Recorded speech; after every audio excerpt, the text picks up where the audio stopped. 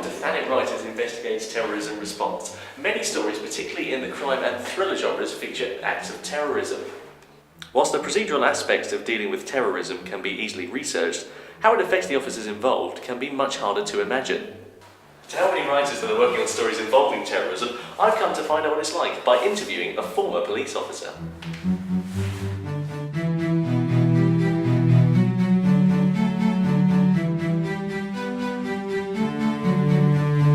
As police officers serving in Northern Ireland during the Troubles, what type of acts did you witness?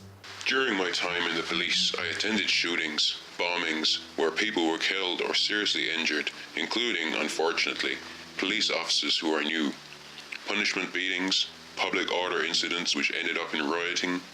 At some incidents, the police were shot at, petrol bombed and subjected to general stone throwing, all of which were linked to terrorism. In addition to these, I also attended the full range of incidents that a police officer in England and Wales would attend: domestic incidents, road traffic collisions, burglaries, theft, and so on. What was the procedures in responding to a terrorist incident? Usually, before attending any terrorist incidents, the procedure would be for the communications room to check that the call was genuine. In other words, not a hoax or a con to simply lure police into the area in order to attack them. There was usually a standard response protocol where some officers would stop short of the scene to check anything suspicious before anyone goes straight to the scene. To be honest, it depended on the type of incident. If it was a bomb scare and there had been previous incidents at that location, we would try to avoid setting up our cordons or checkpoints in the same places we did before, but this was not always possible. This was to avoid the possibility of a secondary device having been left where we had set up our cordon before. So how much of your actions would you say were training, and how much were gut instinct? You were trained to deal with every incident, but regardless of what the incident was, you still always listen to your gut instinct. Probably this will be more accurately described as you were hyper-vigilant when you arrived at the scene. This is where you would quickly mentally run through the possible outcomes of what could happen at the scene and are hopefully prepared for most eventualities. Did you feel as if you were always living under constant threat? And if so, how did you cope with that? Over 300 members of the police were killed and thousands more were injured both on and off duty during the Troubles. So to answer this question, yes, we were living under a constant threat.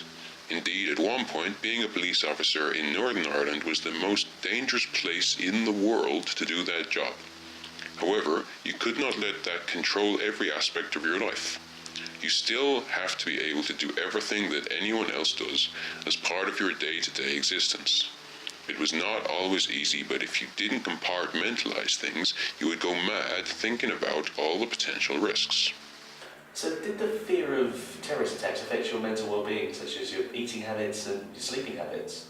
I don't think it ever did, but my wife would have a very different perspective. She would say that I still suffer today as a result of my service.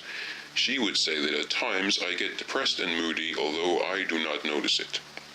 Also, as most of my friends were in the job, I find it easier to associate with them than make new friends.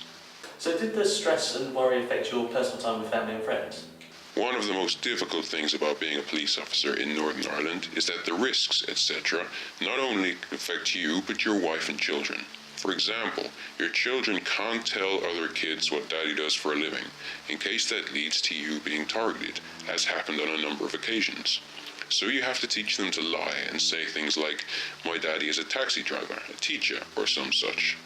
You also have to teach them to check their cars for on-the-car booby traps and so on. It is not a normal way of life. So do those experiences still affect you today, now that you're in a different profession? Yes, I do not think these things will ever leave me. I do make snap judgments about people when I meet them for the first time. 9 times out of 10, these tend to be correct, which is interesting. I try whenever possible to sit in pubs, cafes, restaurants and so on with my back to a wall and from where I can see the entrance. I watch what is going on around me and can usually spot anything that looks a bit suspicious. However, I think that this would apply to anyone who has served in the armed forces or police. As you can see, the way terrorism affects police officers is something that is very and far-reaching. I hope this investigation will help you with your writing, and if there's anything you'd like us to look into, please do let us know in the comments below. I'm Tom Brooks, and on behalf of Thanet Writers, thanks for watching.